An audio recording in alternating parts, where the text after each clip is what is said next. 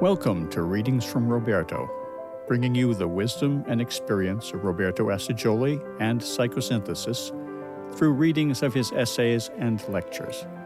We hope you enjoy this and gain a benefit that can be shared with others.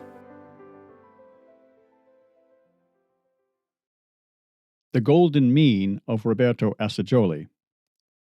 An interview between Roberto Assagioli and Sam Kean, consulting editor of Psychology Today magazine. Read by Jan Cunningham. Introductory comment by Sam Kean. More than half a century ago, when Freud was creating psychoanalysis in Vienna, Roberto Assagioli, MD, was developing psychosynthesis in Italy. Until recently, his work was not much known either in or outside Italy, but in the last decade, institutes of psychosynthesis have been blossoming around the world, and Assagioli's books are being translated into many languages. Estimates of his accomplishment vary widely. Some believe he has returned the fact of will to psychology, elaborated a viable notion of the transpersonal self, and assembled a therapeutic technology that reflects the best wisdom modern psychology can offer. Mike Murphy and Stuart Miller of Esalen think psychosynthesis provides a comprehensive vision that is likely to affect a marriage between humanistic, transpersonal, and research-based psychology. Others see Assagioli's idea of will as a Victorian throwback, his transpersonal self as a thinly disguised borrowing from idealistic theology, and his techniques as an eclectic mishmash. A miasma of moderation. On first reading, I found the book Psychosynthesis and the other book, The Act of Will, inclusive, ponderous, and soporific. Assagioli's analyses were so balanced, his diagrams so inclusive, and his solutions so global that everything bogged down in a miasma of moderation. Aristotle's golden mean may produce a mellow life, but it makes for undramatic prose. The vision of a complete and harmonious development of the human personality and the elimination of all conflicts and obstacles that might block this development seemed optimistic at best and naive at worst. And what do you make of a psychotherapist who borrows the best insights and techniques from a dozen competing varieties of psychology?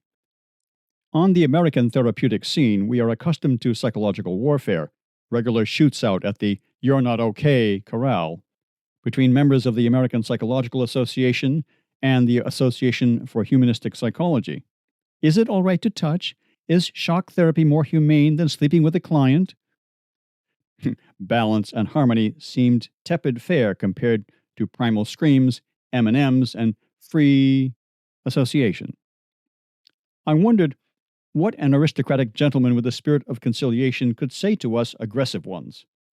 Psychosynthesis did sound grand and methodical, but a little too heroic. Shouldn't psychotherapy be more modest? It might be better to avoid grand visions and concentrate on the glory of coping. I had my doubts about psychosynthesis, but the alternatives are even less promising. An invisible glory. A few weeks and a transcontinental flight later, I found it hard to remain critical and objective. The Renaissance oozes from every inch of Florence that is not covered by Fiats and tourists. Michelangelo's David testifies to the classical vision of proportion. Botticelli's Venus is still rising from the sea with almond-shaped olive eyes, not unlike those of a salesgirl in a small shop on the Ponte Vecchio. Il Duomo stands as a monument to an invisible glory that was once at the heart of the city. Before I entered the Institute of Psychosynthesis at 16 Via San Domenico, I was vulnerable to any hope of a majestic psychology to support the modern spirit. Assagioli's office is a small room in his apartment, which is above the headquarters of the Institute. Books line two of the walls. Ralph Waldo Emerson, Hermann Kaiserling, Abraham Maslow, and Carl Gustav Jung seem to be favorites. On the next to the bottom shelf, Jonathan Livingston Seagull is perched between Rollo May and Erik Erikson. The desk is antique and covered with objects and papers, talismans of the shaman, fresh-cut flowers, like tiger lilies I knew in Tennessee, a barometer, a clock, a kitchen timer, scales, a flag of the United Nations, a star globe, 2 word cards, energy and goodwill. The walls, once white, have now yellowed like old bones. A stuffed Victorian love seat squats in one corner of the room. Assagioli rises to greet me. He is old, fine-boned, and frail, but the liveliness and delight in his face make his presence vigorous. His pointed goatee and salmon-covered velvet smoking jacket lend an air of old-world authority. Here is the interview. Roberto Assagioli begins. I must ask you to write the question that you would like to ask me, because, as you know, I do not hear. Sam Keen thinks, this is going to be a strange conversation. I will have to carry on 2 separate dialogues, one with the tape recorder and one with Assagioli. In order to keep track of his answers, I will have to read my written questions onto the tape. I will also have to record my elaborations, meta-questions, doubts, and occasional voices. It will be hard to capture nuances because he can only respond to specific questions. But then, most people are deaf to the meta-conversation, the thought beyond the words. There are 4 parties to every dialogue. 2 are silent. He says aloud, what are the major differences between psychosynthesis and psychoanalysis? Dr. Assagioli answers, we pay far more attention to the higher unconscious and to the development of the transpersonal self. In one of his letters, Freud said, I am interested only in the basement of the human being. Psychosynthesis is interested in the whole building. We try to build an elevator, which will allow a person access to every level of his personality. After all, a building with only a basement is very limited.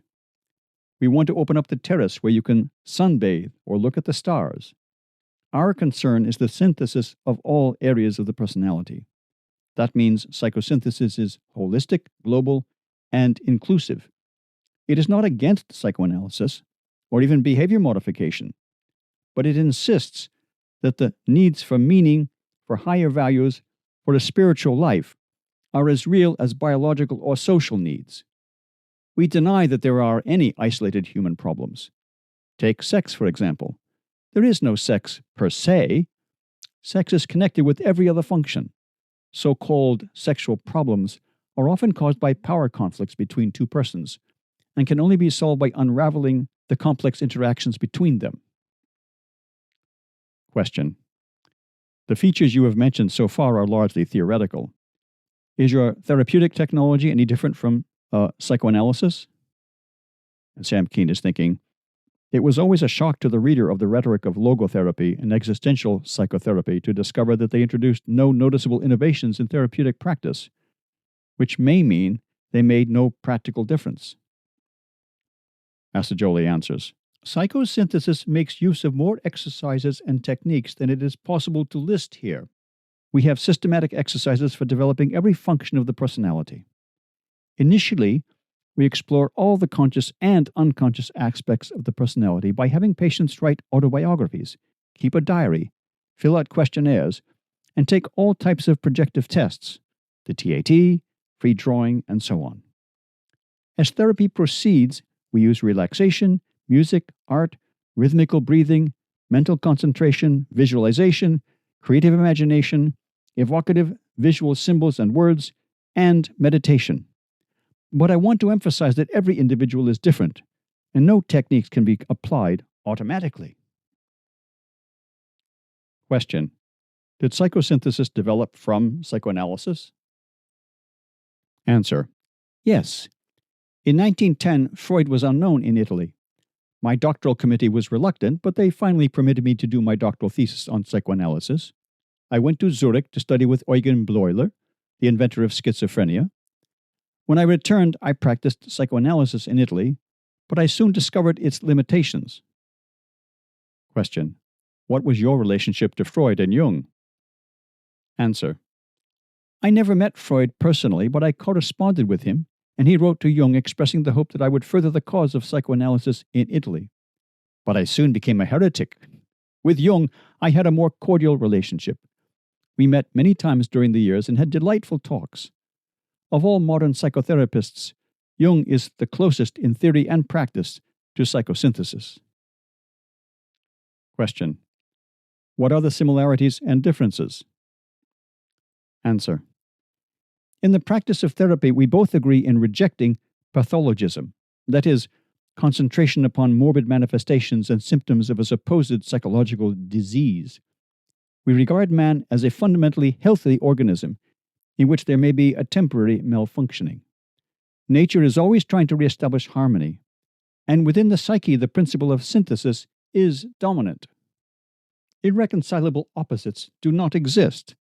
The task of therapy is to aid the individual in transforming the personality and integrating apparent contradictions.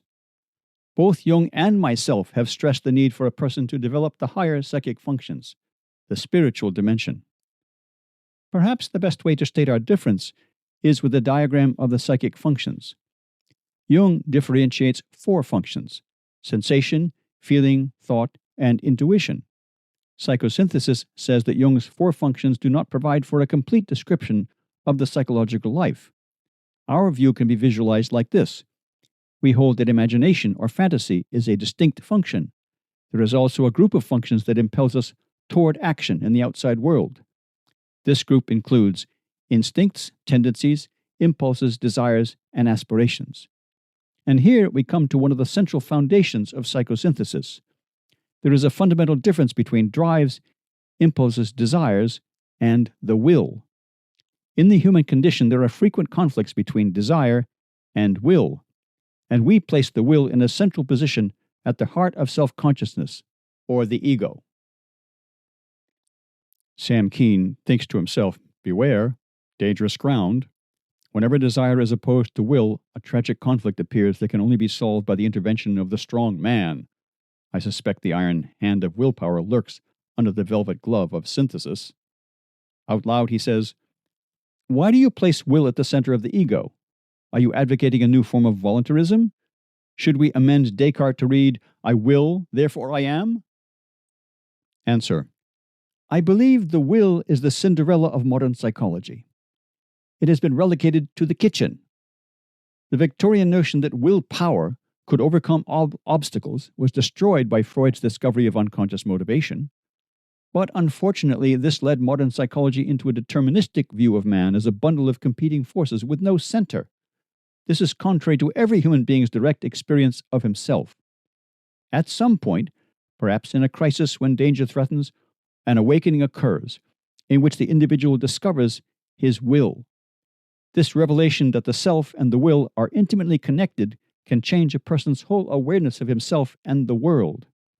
He sees that he is a living subject, an actor, endowed with the power to choose, to relate, to bring about changes in his own personality, in others, in circumstances. And this awareness leads to a feeling of wholeness, security, and joy. Because modern psychology has neglected the centrality of the will, it has denied that we have a direct experience of the self. With the certainty that one has a will comes the realization of the intimate connection between the will and the self. This is the existential experience of the direct awareness of pure self-consciousness. It is self-consciousness that sets man apart from animals. Human beings are aware, but also know that they are aware. We can express the importance of self-consciousness, the unity of willing and being, by saying, as opposed to Descartes, I am aware of being and willing, or I am a willing self. Sam Keen thinks to himself, I think he knocked down the deterministic house of cards which scientific psychology has been living in since cause and effect seized the throne. My God, he's trying to make us responsible for our identity. Surprise. Unlikely allies. Introspection and instrumentation both lead to a recovery of the will. Assagioli discovers volition by looking within. Barbara Brown, in the article New Mind, New Body, in the August issue of Psychology Today, finds that any bodily response that can be measured and fed back to the conscious mind can be controlled. And what is it that controls? The will. It looks as if there may be a ghost in the machine. Assagioli answers, I think most discussions about identity have gone wrong because academic psychologists don't take the trouble to experiment in appropriate ways. They run rats through mazes, but they don't go into the inward laboratory and examine their own experience of the will. They might be compared, with some irreverence, to those theologians who refused to look through Galileo's telescope because they were afraid of disturbing their worldview. They neglect introspection, which is the best laboratory a psychologist has. Question: Can you describe will further? Answer: No, it is indescribable. It is a matter of direct experience, just like the direct experience of red or blue. Can you tell me what it is like to experience blue? Sam Keen thinks the Holy of Holies is always empty. At the heart of every system of thought lies the ineffable. Ask a rationalist how to spot a clear and distinct idea, or a Freudian how to detect an Oedipus complex, or a positivist to verify the verification principle, and the answer is always a stammering that covers an embarrassed silence. The starting point is always a mystery. The subject is always that which is not exhausted by the predicates. Language only leads us to the point where silence begins. Out loud, he asks, well, almost. Blue is cool like running water, and that is very different from red, which is like cinnamon or sun. When you talk of will, is it something like the resolve that stiffens the Prussian backbone, or like the warm juices that run through Henri Bergson's élan vital? Answer: No. Élan vital is, in my opinion, the true conception of libido, without the specific sexual connotation given it by Freud. It is the dynamic, the power, the energy that underlies life. Will is more like the directing agent in the personality than the vital force. Question: But that assumes there is a single will, a single directing force. From the time of St. Paul to St. Freud, the experience of the split will has bedeviled mankind. The good that I will, I do not, and the will to life is in opposition to the will to death. How do you unify the conflicting wills? Answer: It is certainly true that there is a multiplicity within the self, but the will is essentially the activity of the self which stands above the multiplicity. It directs, regulates, and balances the other functions of the personality in a creative way. I don't believe there is any fundamental split, any irreconcilable conflict within man. I don't think there is a will to death opposing the will to life. What is loosely called the split will can be recognized to be, in reality, the conflict between the central will and a multitude of drives, urges, desires, and wishes. This is a universal experience. Conflicts are present in every normal individual. Without them, there would be no need for psychoanalysis or psychosynthesis. Each choice involves some conflict, whether to stay inside and read or go out for a walk. You can't do them both at once. In neurotic conflict, there is a desperate attempt to have two incompatible things at the same time. But in the normal person, the will can function to lessen or to eliminate the conflict by recognizing a hierarchy of needs and arranging for an appropriate satisfaction of all needs. The central will distributes the tasks to other parts of the personality. Let me use an analogy that is central to my thinking. The will is like the conductor of an orchestra. He is not self-assertive, but is rather the humble servant of the composer and of the score. Sam Keen is thinking, I hear feminine voices in the wings. Philosophy and psychology in the West have always been rarefied forms of man talk, usually complete with after-dinner cigars and hidden chauvinism. What of the feminine perspective? Is he describing the condition of the male psyche or of the human psyche? Out loud he asks, doesn't placing the will at the center of the self betray a distinctively masculine perspective? In traditional terms, direction, control, assertion, and aggression are considered masculine attributes. The female of the species is supposedly more welcoming, nurturing, and flowing. Do you recognize an essential feminine component of the self, of the will? How do you balance the masculine and feminine elements in the self? Answer: The will is not merely aggressive, assertive, and controlling. There is the accepting will, the yielding will, the dedicated will. You might say that there is a feminine polarity to the will, the willing surrender, the joyful acceptance of the other functions of the personality. I can state the same point in another way. At the heart of the self there is both an active and a passive element, an agent and a spectator. Self-consciousness involves our being a witness, a pure, objective, loving witness to what is happening within and without. In this sense, the self is not a dynamic in itself, but is a point of witness, a spectator, an observer who watches the flow. But there is another part of the inner self, the willer, or directing agent, that actively intervenes to orchestrate the various functions and energies of the personality, to make commitments, and to instigate action in the external world. So, at the center of the self, there is a unity of masculine and feminine, will and love, action and observation. Sam Keen thinks both and rather than either or. There goes the synthetic principle joining together what is usually kept apart. Eastern philosophy locates the essence of man in an atemporal observer. Western philosophy, since the rise of technology, locates the chief dignity of man in the ability to control the world, to act. Assagioli marries East and West. Do mixed marriages work, or do they produce philosophical bastards? Out loud, he asks, how does psychosynthesis train people to create this Olympian attitude of detached powerfulness? Answer. Techniques are always related to the individual situation, so it is hard to generalize. But I can discuss two basic techniques: disidentification and training of the will. I can begin with a fundamental psychological principle. We are dominated by everything with which our self is identified. We can dominate and control everything from which we disidentify ourselves. The normal mistake we all make is to identify ourselves with some content of consciousness rather than with consciousness itself. Some people get their identity from their feelings, others from their thoughts, others from their social roles. But this identification with a part of the personality destroys the freedom which comes from the experience of the pure I.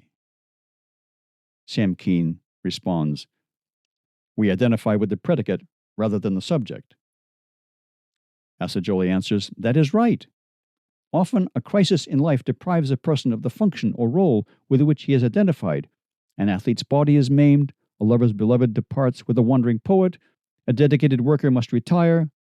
Then the process of disidentification is forced on one, and a solution can only come by a process of death and rebirth, in which the person enters into a broader identity. But this process can occur with conscious cooperation. The exercise in disidentification and identification involves practicing awareness and affirming, I have a body, but I am not my body. I have emotions, but I am not my emotions. I have a job, but I am not my job, and so on. Systematic introspection can help to eliminate all partial self-identifications. Question. This technique is similar to the Buddhist vipassana meditation, in which one merely observes passing thoughts, sensations, and images. Answer. Yes, and it leads to the affirmation that the observer is different from what he observes. So, the natural stage which comes after disidentification is a new identification of the self. I recognize and affirm that I am a center of pure self-consciousness. I am a center of will, capable of ruling, directing, and using all my psychological processes and my physical body. The goal of these exercises is to learn to disidentify at any time of the day, to disassociate the self from any overpowering emotion, person, thought, or role, and assume the vantage point of the detached observer. Sam Keen is thinking to himself, danger. The practice of disidentification may produce a person who has much light but little fire. Love is an inordinacy, therefore always blind or one-eyed. I single out one woman, one place, one work for an inordinate quantity of attention. Deep caring always involves an element of fetishism. Passion makes us lopsided, and sometimes the fastest way to the heart of things involves surrendering to forces, impulses, and desires we cannot understand, that is, transcend. Is passion compatible with psychosynthesis? Norman O. Brown says, we are all fractions. We are broken. In the Christian tradition, healing comes from accepting our brokenness, not from synthesizing our parts into a perfect whole. The ideal of wholeness, realizing the full human potential, transcending contradictions, achieving enlightenment, it intrigues me, but I suspect it is a secular replacement for the kingdom of God, which was always coming tomorrow. Perhaps the human condition is inevitably colored by partialness and tragedy. Perhaps. But I owe it to myself to doubt my doubts. My resistance to the idea of life beyond conflict may be a way my ego holds on to contradiction. Would I still be me if I were happily synthesized? Out loud, he says, I see how you arrive at the pure experience of the self as observer, but how can you claim that the will is capable of ruling and directing all the other psychological functions? Frequently, the will seems powerless to master infantile drives. At times, it is a powerless prisoner governed by an infantile tyrant. When depression strikes, or anger surges, or sexual desire bubbles up, willpower seems weak, more like an aging parent than a virile manager of the personality. Answer. Will, like any other function of the personality, can be systematically developed and strengthened. If it is weak, it can be trained by regular exercise in the same way muscles are developed by gymnastics. And if a person begins with a weak will, he may, by the simple miracle of overcompensation, develop a greater than normal strength of will. Everybody has enough will to begin the process of developing more. Sam Keen is thinking, whenever anyone talks about developing willpower, two contradictory images rise before me. First, the self-made man, Horatio Alger, Dale Carnegie, and How to Develop a Powerful You in 30 Days. I suspect superficiality. Two, the victim. Neurosis is inner passivity. Depression is learned helplessness. Without a strong will, a person remains a victim. Maybe. The ambivalence about the concept of will, or rather its neglect in modern psychology, is a reflection of an embarrassment about the desire for personal power. Our power drive has been externalized and channeled into science and technology, politics and warfare. Why not have the development of inner potency as an overt goal? Out loud, he asks, what other techniques do you use to develop willpower? Answer. Let me clarify something. Psychosynthesis is not primarily concerned with developing willpower. Strength is a necessary but not a sufficient condition of the will. It is equally important to develop a skillful will and a good will.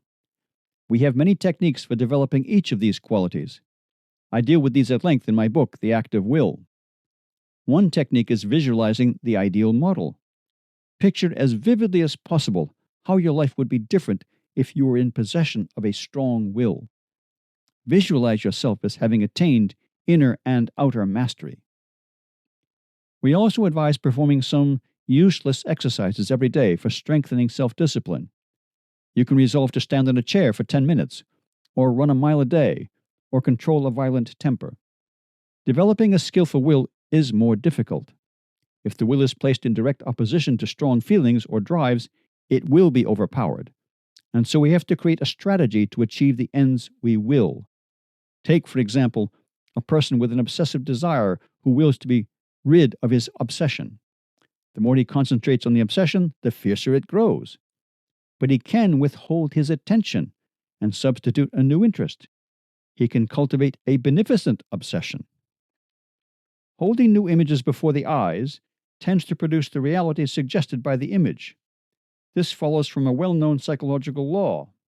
Images or mental pictures and ideas tend to produce the physical conditions and external acts that correspond to them. Or, as William James said, every image has in itself a motor element.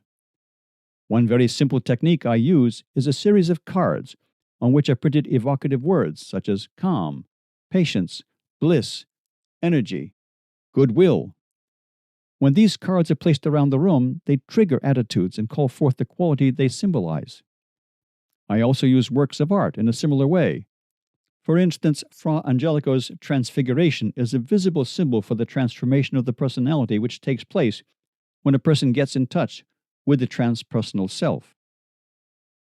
Sam Keen is thinking to himself, is this simple-minded or a judicious use of the automatic responses of the body and mind? I'm not certain. Confession, one evening I put up the card named Glory in my hotel room and waited for results. In the morning I woke in rumpled and musty sheets to streaming sunlight and church bells and a golden day filled with Florentine coffee, Leonardo da Vinci, and, most certainly, glory. But we all know such attitudinal overlays are due to the power of suggestion, don't we? Out loud he asks, Goodwill seems to belong more to religion than to psychotherapy. Can't the will be healthy without being good? Answer, no. A person is always in a social context. He is not an isolated unit. So the more conflict there is, the more energy is wasted. If we are to have any deep peace, it depends upon the harmonization of wills. Self-centeredness is deeply destructive to the cooperation without which a person cannot live a full life in community. Why should we consider a good will an expendable virtue, a matter only for the religious? I can go even a step further. This same principle applies to an individual's relation to nature and the universe. No person can take an arrogant stand and consider himself unrelated to the universe. Like it or not, man is a part of the universal will, and he must somehow tune in and willingly participate in the rhythms of universal life. The harmonization and unification of the individual and the universal will, the Chinese identification with the Tao, the Stoic acceptance of destiny, or the Christian will of God, is one of the highest human goals, even if it is seldom realized. Question. Until Maslow began to talk about meta-needs, psychology was embarrassed by anything that looked like metaphysics or religion. Now it seems that mysticism and medicine are joining forces. Does healthy self-awareness necessarily involve a religious commitment? Answer. Not necessarily. What I call personal psychosynthesis can be achieved by coming to understand the lower and the middle unconscious. But for some people, when basic psychological needs have been met and a measure of health has been achieved, boredom and a sense of meaninglessness set in, and a search begins for some higher purpose in life. As Jung pointed out, being normal and adjusted is enough for some persons, but others have a hunger for transcendence. There is a new fourth force in psychology, transpersonal psychology, which seeks to explore those needs and aspirations that go beyond self-actualization and humanistic psychology. Question.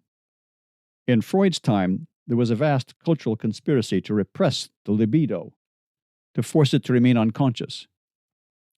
Would you say we have a parallel conspiracy to repress the religious impulse? We seem as ashamed of our appetite for meaning as Victorian society was of erections and palpitations not of the heart. Answer. Many people seem to have voluntarily submitted to a spiritual lobotomy, to a repression of the sublime, a complete denial of the transpersonal self. Consequently, the higher unconscious remains virtually unknown to many people.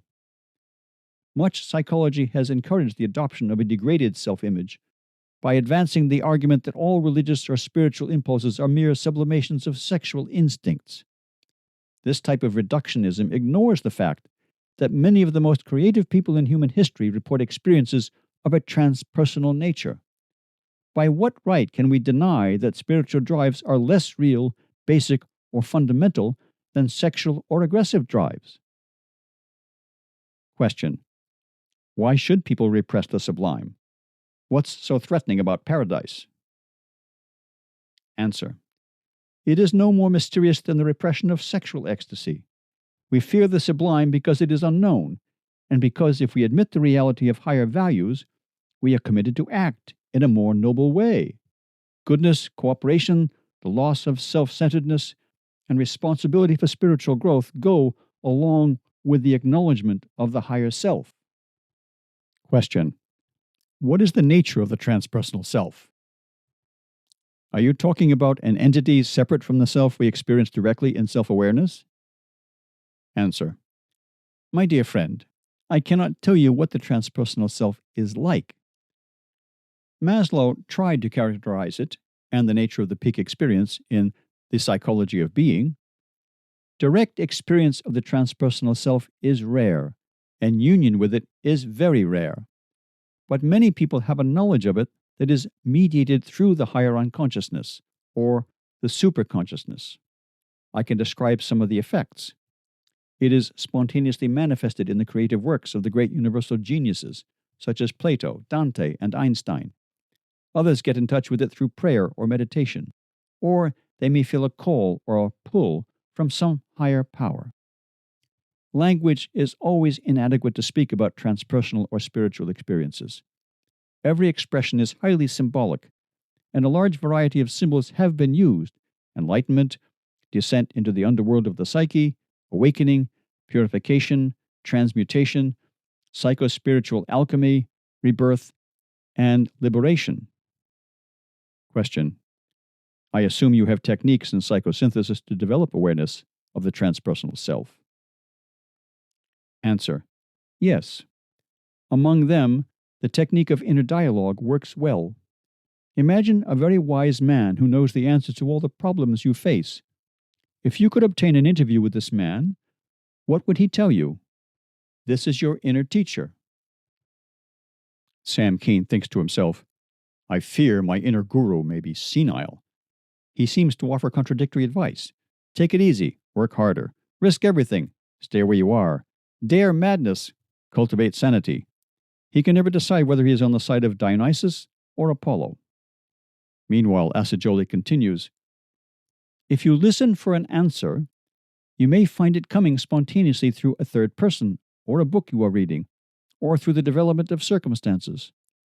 The practice of meditation also is good. Sometimes I suggest that clients write a letter. Question: to the transpersonal self? Yes. Dear transpersonal self. Try it and see what happens. Question: to what address do I mail it? Answer: to the same place you mail the angry letters when you tell a lover or enemy all the things you hate about him. Sam Keen says, I can never quite decide whether psychosynthesis techniques are naive or brilliant. They frequently seem a little simple-minded to me. He thinks, should I admit that after yesterday's session and his so-called simplistic analysis of neurosis as vacillating in the decision seat, I stopped smoking cigarettes for happily ever after? Out loud he says, there is an old tradition that links wisdom and foolishness. Is a wise man simple-minded? Is the simplification that comes with age wisdom or fatigue?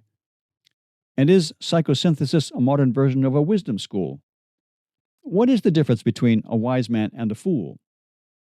Assagioli answers, wisdom is even more out of fashion today than will. The original notion of wisdom has little to do with foolishness. Of course, wisdom does involve a higher simplicity of the spirit, but this is not simple-mindedness. In Chinese, the ideograph for wisdom is a combination of wind and lightning. So the wise man is not the one who is serene and tired, but one who can no more be captured than the wind, and who strikes like lightning when necessary. Wisdom is connected with intuition. That is why she has been seen as a woman, Sophia, and with seeing things whole, and so it links up with a transpersonal perspective. It is the power to play with opposites and to establish a synthesis. I suppose that age helps one to acquire some of the perspective necessary to create harmony among the apparent contradictions. Question: William Blake said, the way of excess leads to the palace of wisdom. Shouldn't youth be a time of excess rather than striving for a premature balance? Assagioli answers, that's amusing. Question: here is another quote from the Scottish philosopher MacNab, I think, that goes with it. Wisdom is a virtue in the second half of life, but a bore in the first. Shouldn't psychosynthesis be reserved for those over 40? Answer: you will excuse my not giving you a wholesale answer. Individuals differ. Some young people are psychologically mature, and some adults are childish psychologically. Some personal psychosynthesis must take place before the transpersonal psychosynthesis, but people are ready for this at different ages. Question: what are the limits of psychosynthesis? If you were a critic of your own system, what would you criticize? Answer: that should be your job, but I will do it. It's fun. I will answer paradoxically. The limit of psychosynthesis is that it has no limits. It is too extensive, too comprehensive. Its weakness is that it accepts too much. It sees too many sides at the same time, and that is a drawback. Keene thinks, that's my self-knowledge index question. Most famous people get about a C-. I give Assagioli a straight A. He sees in the back of his own eyes. Out loud, he says, Hannah Arendt says that forgiveness is the key to action and freedom. Without forgiveness, life is governed by the repetition compulsion, by an endless cycle of resentment and retaliation. Yet few psychotherapists tip their hats to it. Some, like Janoff, seem to encourage resentment and anger against parents and society because they are the source of primal pain. Tell me what psychosynthesis has to say about forgiveness, responsibility, and gratitude. Answer. In psychosynthesis, we stress individual responsibility. No matter what has happened to a person, he must assume responsibility here and now for changes he wants to make in his personality, and not blame his parents or society. I am against many things in modern society and am a revolutionary in that sense, but we have to change it from within because it is our society. Toward those persons who have harmed you, I recommend understanding and pity. Perhaps the harm is not so great as you imagine. Of course, we are conditioned by the past, but we have the power to disown it, to walk away, to change ourselves. Most of the harm parents do to children is done out of ignorance and not malice, and so it is liberating to forgive those who knew no better rather than harbor resentment and self-pity. Also, forgiveness becomes easier when you come in contact with the real suffering of humanity. One thing I would propose in education is that young people have a weekly visit to the hospitals, institutions for the insane, and slums, so they come directly into contact with human suffering without the interposition of theories, statistics, or political ideologies. Question. Since the decline of religion in the West and the loss of the rites of passage, birth and death rituals, it has fallen to psychology to help people cope with transition crises and boundary situations. How do you deal with death? At 85, how does it appear to you? Answer. Death looks to me primarily like a vacation. There are many hypotheses about death, and the idea of reincarnation seems the most sensible to me. I have no direct knowledge about reincarnation, but my belief puts me in good company with hundreds of millions of Eastern people, with the Buddha, and many others in the West. Death is a normal part of the biological cycle. It is my body that dies, and not all of me. So, I don't care much. I may die this evening, but I would willingly accept a few more years in order to do the work I am interested in, which I think may be useful to others. I am, as the French say, disponible, or available. Also, humor helps, and a sense of proportion. I am one individual on a small planet in a little solar system in one of the galaxies. Sam Keene finishes with a thought. It is hard to know what counts as evidence for the validity of a worldview and the therapeutic it entails. Every form of therapy has dramatic successes and just as dramatic failures. Enter as evidence in the case for psychosynthesis an ad hominem argument. In speaking about death, there was no change in the tone or intensity of Assagioli's voice, and the light still played in his dark eyes, and his mouth was never very far from a smile. Roberto Assagioli died August 23, 1973, being old and full of days.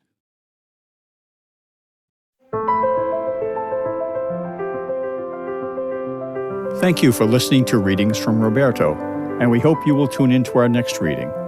Please don't forget to like and subscribe to share the wisdom.